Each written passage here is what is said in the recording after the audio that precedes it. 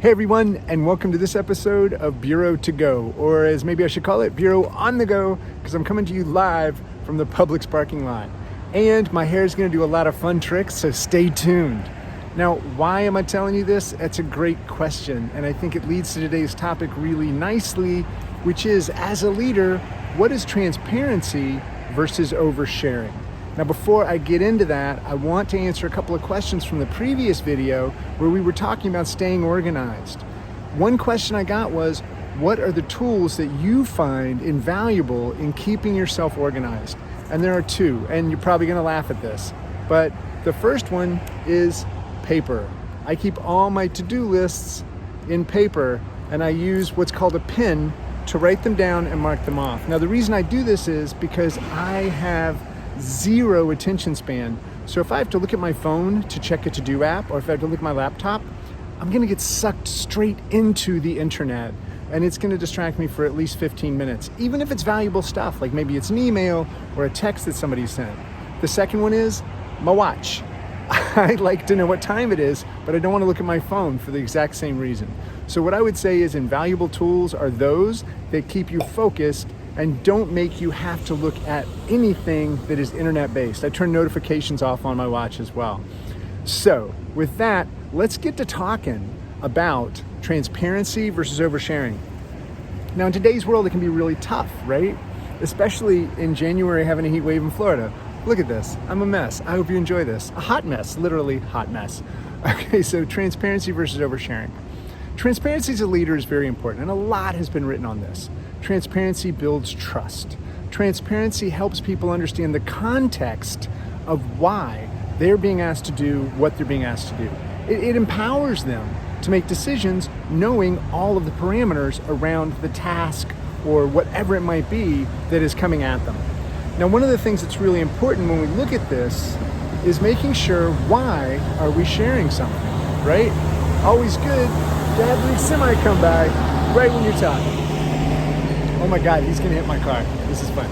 Okay, so why are you sharing it? This is the number one way to determine, am I sharing for transparency or am I oversharing? And I would tell you, I'm a chronic oversharer, right? So here's the first thing you do. Why am I sharing this? Am I sharing to give people that context? To let them know this is why? And here's the thing, transparency can be personal. If you're having a tough time at home, if you have something going on in your personal life, sometimes just saying, hey, I just want everybody to know I've got something going on in my personal life right now. So if I come across as a little bit curt or I just seem to take a while to respond, please understand it's just something out of work, it's something out of control. So, but by doing that, you let them know, oh, it's not me, I didn't do something, right?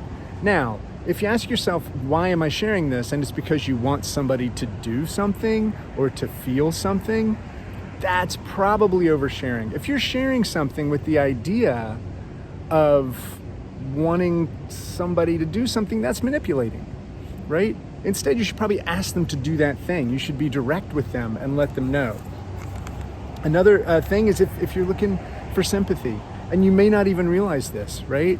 Like, I'm obviously not looking for sympathy. I'm standing in a hot parking lot sending you this message. But if you're gonna share that story and all you want is people to say, I'm sorry, or hey, that sucks, that's what friends are for, okay? And maybe you have friends on the team, and maybe that's a tough thing to separate.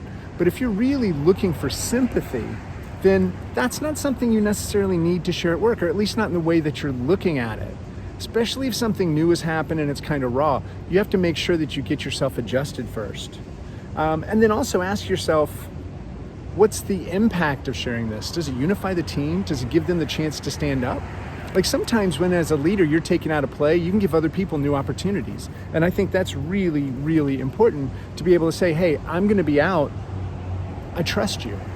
You do the things that you think are gonna be best. So if we're talking about transparency versus oversharing, does it build trust?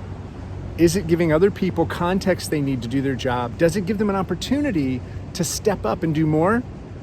Okay, that to me is transparency. Is it you want other people to understand that you've got something going on and they feel bad? Is it that you want somebody to do something and you're manipulating them through this content, and it can be hard. You really have to sit down and look at yourself.